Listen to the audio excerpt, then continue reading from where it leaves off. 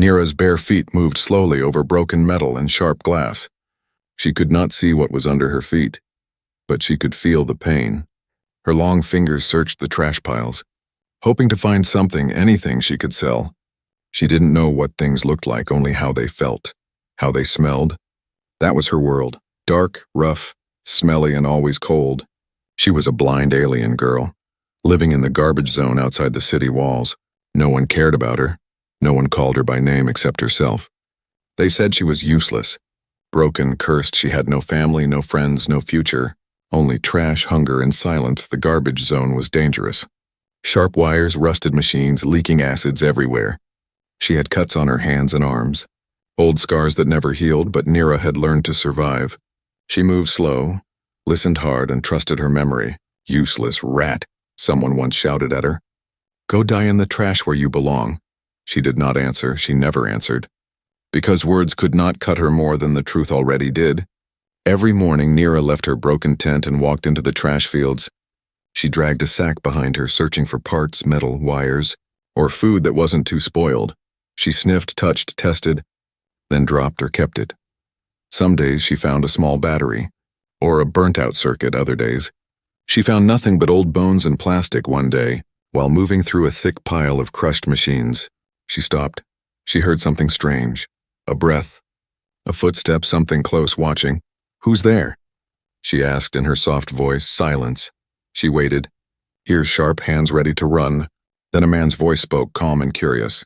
You move like you can see, he said. She turned her head in his direction. Confused. I can't, she whispered. I've never seen light. He didn't laugh like others. He didn't throw rocks or insults. Instead, he asked him, what's your name? She paused. No one had asked her that in years. Nira, she said quietly. Nice to meet you, Nira, he replied. My name is Cole. The next day, she found a small piece of bread wrapped in clean cloth near her tent. She smelled it. It was fresh, soft, real food. She ate it slowly, tears falling from her blind eyes. The day after, there was a clean cup of water, then a rough pair of shoes. Too big, but better than bare feet. She never saw Cole, but she knew it was him. He was watching, helping quietly. Why? She didn't know. People didn't help her, not here, but he did. One night, she sat on a rusted pipe and waited. When the wind grew quiet, she said aloud, Why do you help me? A soft voice answered from behind the trash pile. Because someone should. His voice was different from the others. Kind, strong, and gentle. She could feel it in the way he spoke. She wanted to see his face. She wanted to see anything. Your eyes, he said one day, walking closer. They're not destroyed, just clouded. She nodded. That's what the medbot said when I was born. No one fixed them? He asked. No one had time for a blind trash girl. She answered. Cole was silent for a long time. Then he said, What if I told you I could help you see? Her heart stopped. She shook her head. No, she said, don't lie to me. I can't take it. I'm not lying, he replied. I found something. Old Earth tech. Glasses made for alien eyes.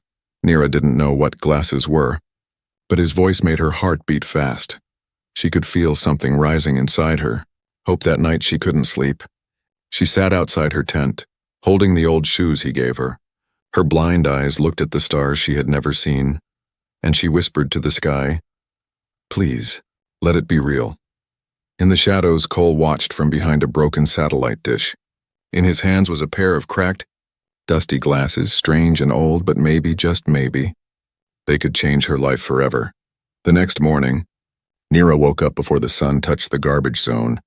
She sat outside her tent waiting, feeling the cold ground under her legs. The old shoes Cole gave her were resting beside her hands. She had never worn shoes before. Her feet were covered in thick skin and scars. Hardened from years of pain, she touched the shoes again. Slowly. They were rough and big, maybe from an Earth soldier. Maybe a miner, but they were clean. And they smelled of dust, not rot, to her. They felt like treasure. Suddenly, she heard light footsteps. Not from far away, this time close, careful. She didn't speak, but she smiled. Cole was here again, and for once, someone had come back. I see you like the bread. His voice came from behind a stack of crates. Nira nodded. It was the best thing I've ever eaten. Cole chuckled softly. You should try pizza someday. Is that another human thing? she asked. It's a miracle in a circle, he said.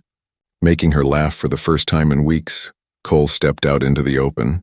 And for the first time, he walked up to her. She couldn't see him, but she felt the shadow of his body cover her face. He smelled like engine oil, sun, and something warm, something safe. I brought you something else, he said. From a small pack on his back, he pulled out a long coat. It was patched, torn at the sleeves, but thick and warm. He draped it over her shoulders without asking. She froze, feeling the weight of it, the kindness of it. Why are you doing this? She whispered. He crouched in front of her. Because I've seen what this place does to people. I saw you, Nira, walking through knives and poison like it was nothing. And I thought if a girl like that had one chance, maybe she could change everything. Nira didn't know how to answer. No one had ever believed in her. She had lived her whole life in the dark, collecting trash, just waiting for the end. But now, someone was standing in front of her, offering light. She finally put on the shoes. They were too big, but they made her taller. Stronger, she stood up, holding the coat around her body. Her eyes were still cloudy, but she turned toward his voice. Do I look different? You look like someone who's about to change the galaxy, he said. Smiling that afternoon, Cole showed her how to walk with the shoes, how to step around sharp glass, how to listen better. He placed broken objects in her hands and asked her to describe them. She was good at it, better than he expected. Even without sight, she could tell if something was metal, plastic or organic. She could guess its use from touch and sound. You've got a gift, he told her. No, I've got scars, she replied. Sometimes, he said, they're the same thing, later. He took out something strange, a small metal box with lights. This is a repair unit, he explained. It talks to old tech, like those glasses I told you about. He opened the box and showed her a piece of eyewear, slightly bent, the lenses cracked but glowing faintly. These are adaptive vision glasses Earth-made, meant to adjust to alien biology. Nira reached out, touched them carefully. They feel like power, she whispered. They are, Cole said, but they're damaged. And I need to fix the calibrator. If I can, they might work on your eyes, even if just a little. She sat in silence, holding the glasses with shaking hands. It was the first time she believed that maybe, just maybe, she didn't have to stay blind forever. Cole told her stories while working on the repair unit. Stories of Earth, of stars, of music and color. She listened wide-eyed, imagining every word like a painting in her mind. Did you ever see blue flowers? She asked. Fields of them, he replied. Bright and glowing in the wind, she smiled. I want to see that. He looked up at her. Then I'll make sure you do. The sun went down, casting a golden glow over the garbage zone. Nira sat quietly, still holding the glasses. Her hands didn't shake as much now. She felt something inside her she hadn't felt in a long time. Hope. But far above them, a security drone hovered for a few seconds. It saw the human and the alien girl together. It captured the moment, then flew back to the city. Watching, always watching. Cole didn't see it. Nira didn't hear it. But danger was already coming, and the light she was about to gain might come at a terrible price. The night was cold, and the stars above the garbage zone blinked like tiny lights behind thick smoke. Cole worked under a bent street lamp, using tools that sparked every few seconds. Nira sat nearby on an old crate, listening to the soft sounds, clicks, zaps, and Cole's quiet breathing. The glasses were open on a cloth in front of him, their lenses glowing dimly. He had taken them apart, carefully cleaning the wires and tiny chips. This tech is ancient, Cole muttered, but not dead. Nira tilted her head. How can glasses help me see? Cole paused, then said, These aren't just lenses, they scan your eye signals and send light data directly to your brain. She frowned, confused.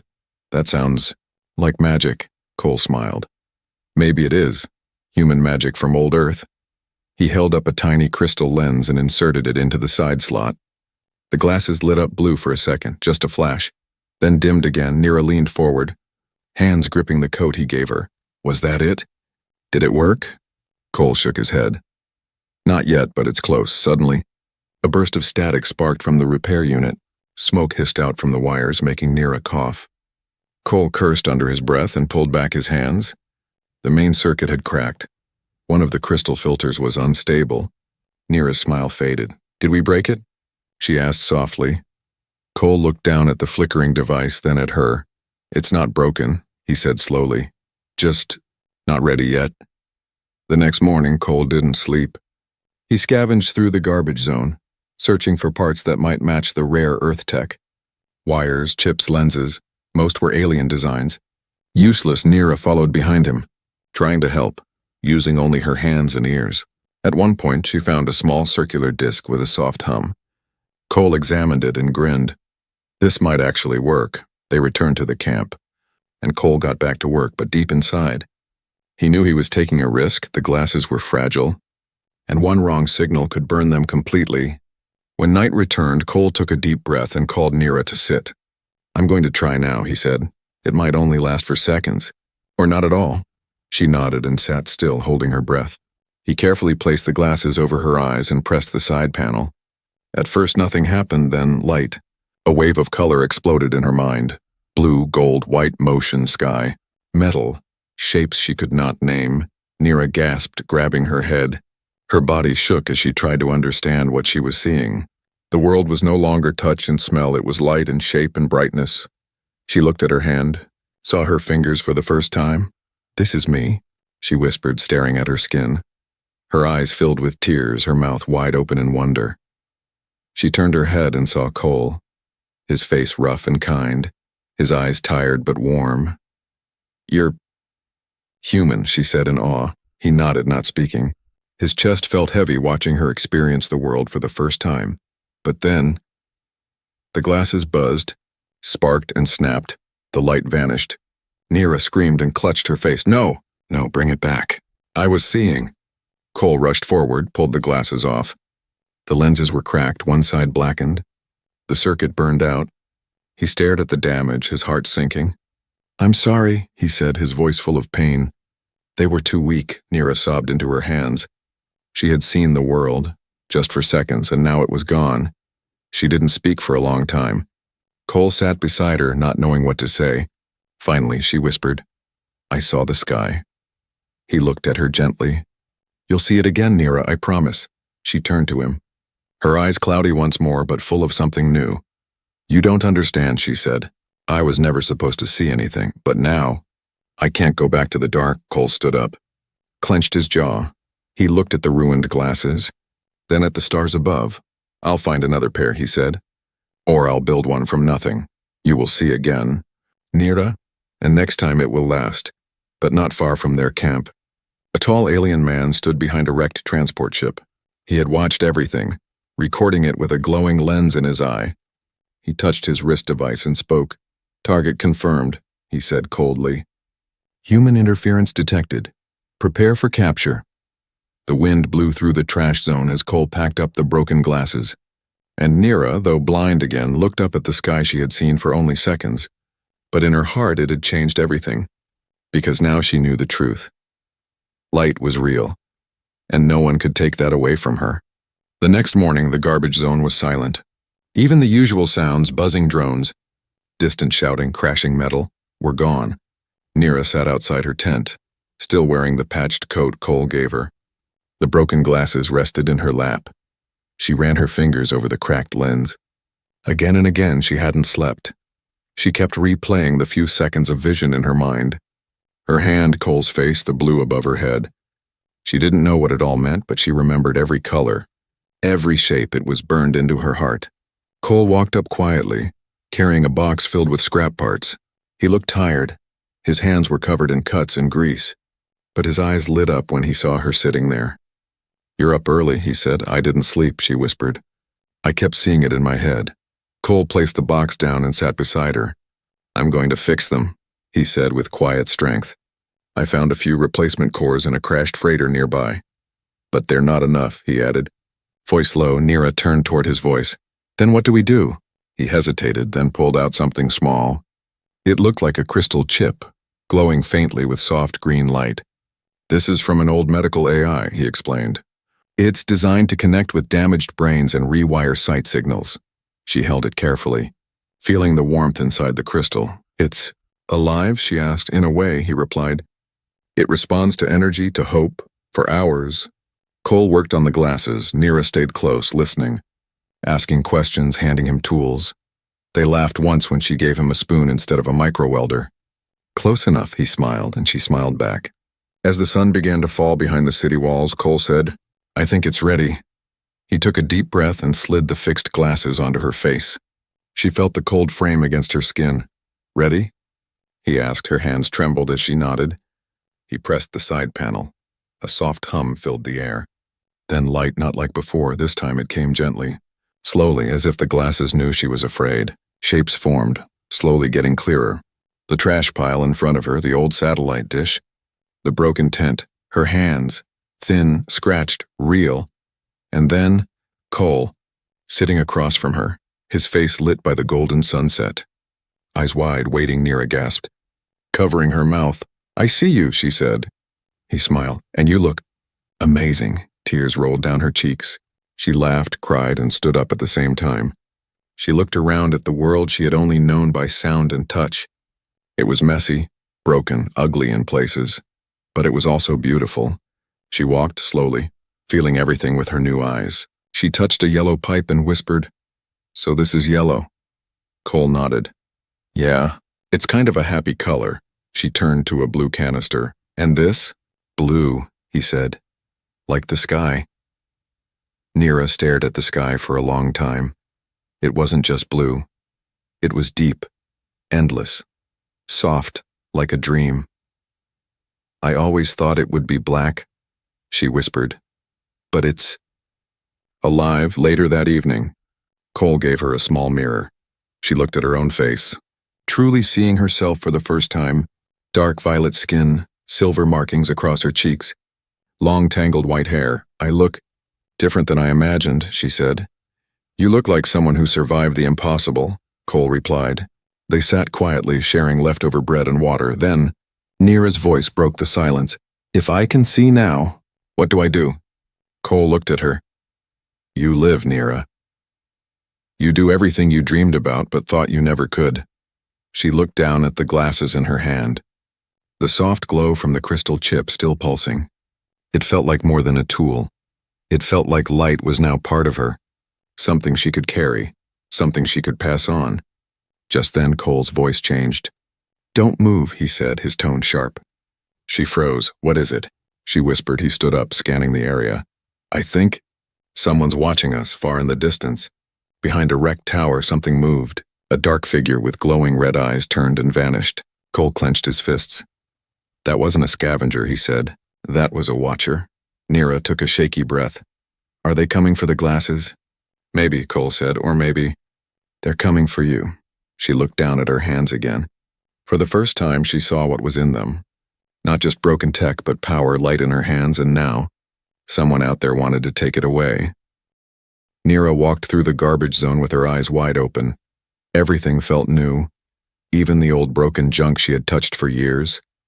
Now she could see the colors, the shapes, the shadows dancing in the sunlight. She didn't just feel the world anymore.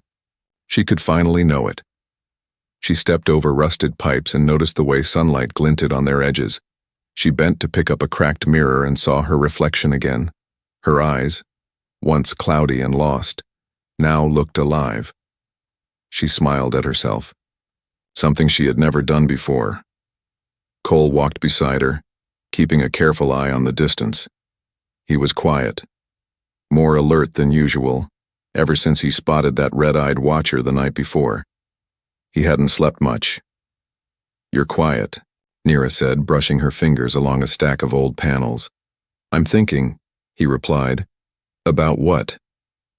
she asked. He sighed. "About how fast good things can disappear when the wrong people find out." Neera nodded. "You mean me?" "You. The glasses, the tech I used," Cole said. "None of it's allowed here, especially not for someone like you." She frowned. "Someone like me?" "A trash zone alien girl born blind, no ID, no rights," he said, his voice tight. She looked down at the glasses in her hands. "So they'd rather I stay blind?" "They'd rather you stay invisible," he whispered. But Neera had already seen too much, and now she wanted to see everything. That day, she and Cole wandered outside the trash fields, toward the outer rim of the city, Where clean roads began and buildings stood tall, Nira stared in wonder at things she never imagined. Vehicles floating silently above the streets, neon signs flashing in alien languages, people walking fast, dressed in shiny clothes, faces smooth and proud. But when they saw her, dirty, scarred, wearing a patched coat, they stepped away. Some whispered, some stared, others laughed under their breath. Cole placed a hand on her shoulder and led her to a side alley. "Don't let them get to you," he said. "I'm not angry," she said softly. "I'm curious." She had only known pain and trash, but this world was full of color and light, and still no one saw her, not truly. They looked at her like she didn't belong. Later, they visited a broken wall where kids from the garbage zone often came to sit. Some of them knew Nira from before when she was blind. Now they stared at her in shock. "You can see now?" One small alien girl asked. Nira nodded and smiled. Another kid said, "You look different, brighter." She sat with them and told them how Cole had helped her.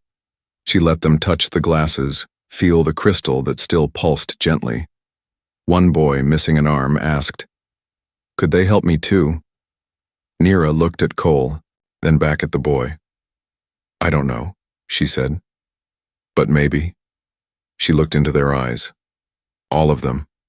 Broken, hungry, scared, just like she had been, and she realized something important. Seeing wasn't just a gift. It was a responsibility. That night back at the camp, she said to Cole, "I want to help others like me." He raised an eyebrow. "How?" "Teach them what I'm learning," she said. "Show them that trash doesn't mean worthless." He nodded slowly, impressed. "You're thinking like a leader," he said. She smiled. "I'm thinking like someone who can see now." As she slept, Cole stayed awake, fixing another piece of scrap tech. He looked at Nira sleeping peacefully, her hand still gripping the glasses. She was becoming more than just a survivor, she was becoming hope. But in the city's dark control tower, the Watcher's report reached a powerful alien official, a tall, thin figure with metal implants and glowing red eyes. He replayed the footage of Nira's activation, her vision restored, her eyes wide in awe. "This is illegal technology," the official growled. "And this human," he said, pausing the video on Cole's face. "He's interfering with natural order." "Send a retrieval unit," he ordered coldly. "Bring the girl alive, and erase the human." Back in the garbage zone, Nira awoke the next morning with a plan. She gathered small items the children might use. Clean rags, food scraps, smooth glass pieces for learning shape. Cole helped, though his face stayed serious. "We don't have much time," he warned. "Time for what?" she asked. He looked to the horizon where black ships began to appear in the sky. "For the world to notice you," he said, "and try to take it all away." But Nira, standing tall in her oversized shoes and patched coat, looked forward, eyes glowing with purpose. She had entered a world she never knew, and now she was ready to fight for her place in it, even if it meant losing the light again. She would share it first, with everyone still trapped in the dark. Dark clouds gathered above the garbage zone, but they weren't made of weather. They were ships, black, quiet and smooth, hovering low without sound. Cole saw them first, standing on a hill of twisted metal, his jaw clenched, eyes narrowing. "They're here," he muttered. Nira turned toward him, her eyes alert. "Who?" "The ones who don't want you to see," he said. "The ones who call light a weapon." Nira held the glasses tightly in her hands. She looked toward the sky and saw the black ships floating like shadows. Her heart beat faster, but she didn't shake. She wasn't the same scared girl anymore. Cole led her back to the camp. They moved quickly, packing what little they had: tools, wires, food scraps, the repair box.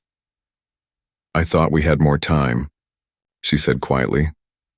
"We never had time," Cole replied. "We just had each other." A high-pitched hum filled the air, then silence. Then the sound of boots, heavy, cold, and many. The enemy was not coming.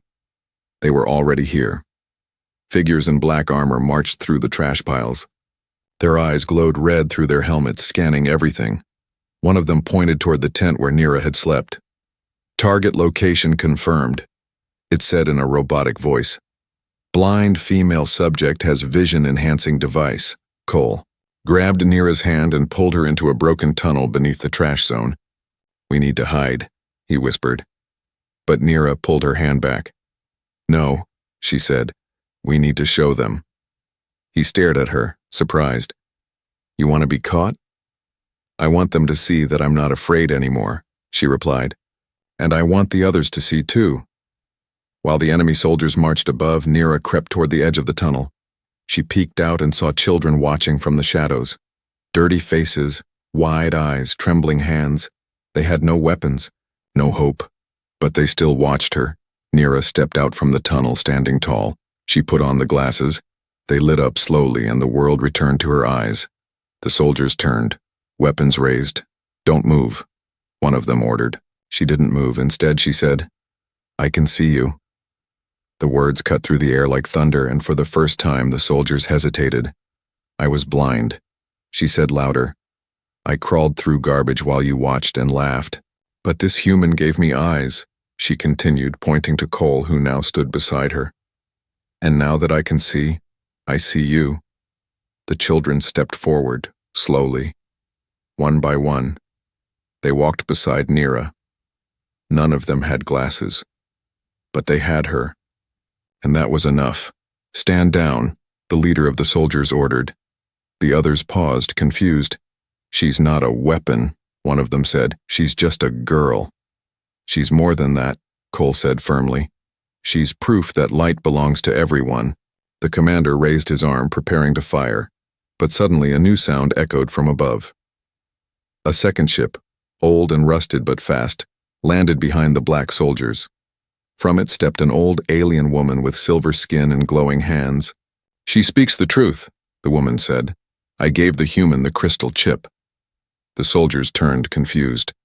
You helped him? I did, the old woman replied. Because for centuries we've left the blind in the dark.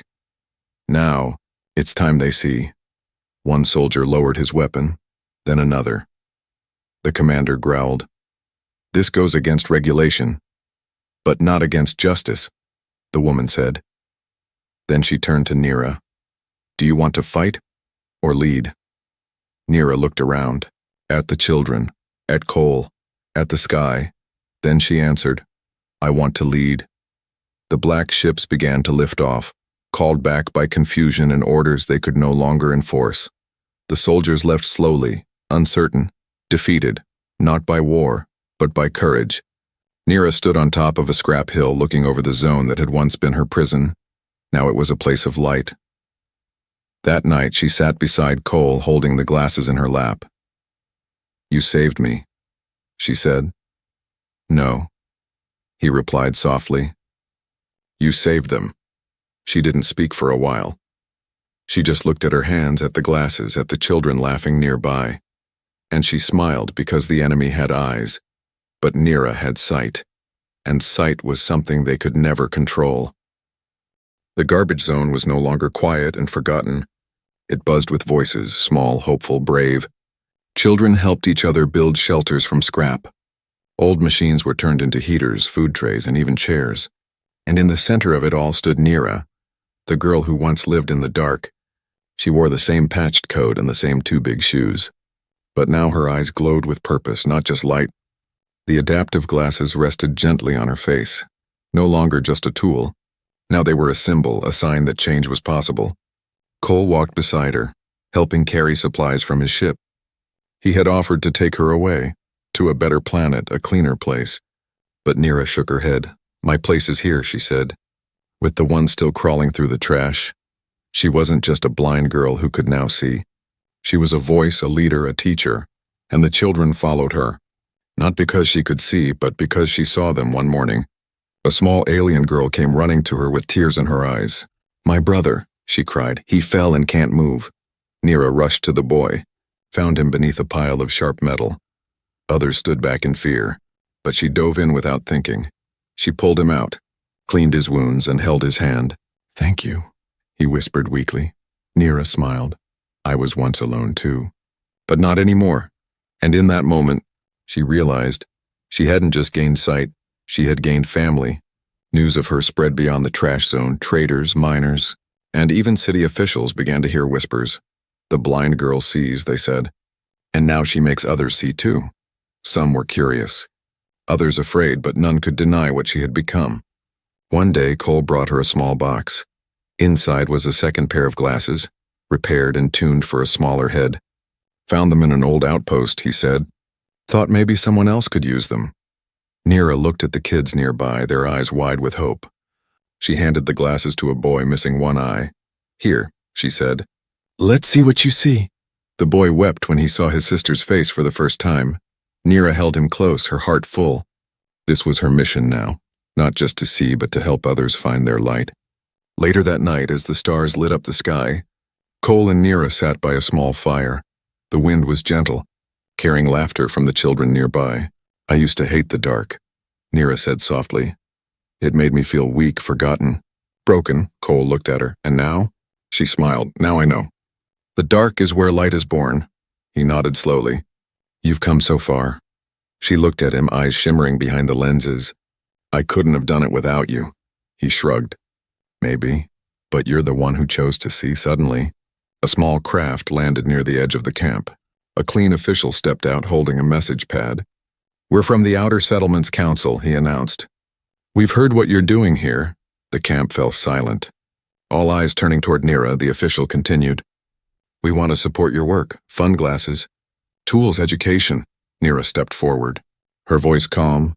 "Then come and see us," she said. "Don't just write numbers, don't just bring charity, walk with us." The official looked surprised but slowly nodded. "You have our respect," he said. "You have our trust," she replied. That night, under the stars, Nira stood on a high stack of scrap. She looked out over the glowing lights of her rebuilt home. She saw not just people, but possibilities. Not just broken things, but beginnings. She had once been thrown aside, called useless, left to die in the dark. But a human stranger gave her something small, a pair of glasses, and through that act, she didn't just gain vision, she gained meaning. Now she saw pain and chose to heal. She saw fear and chose to comfort. She saw others in the dark, and walked straight into it with light in her hands. Cole joined her on the platform. "Ready to sleep?" he asked. She shook her head, smiling. "Not yet," she said, looking up at the stars. "There's still so much to see." And as the wind moved through the trash and the children laughed below, Nira closed her eyes because she no longer needed them to see what mattered. She had learned the most powerful truth of all. She saw more than light, she saw hope. She saw family. She saw a future, and she would never let that light go dark again.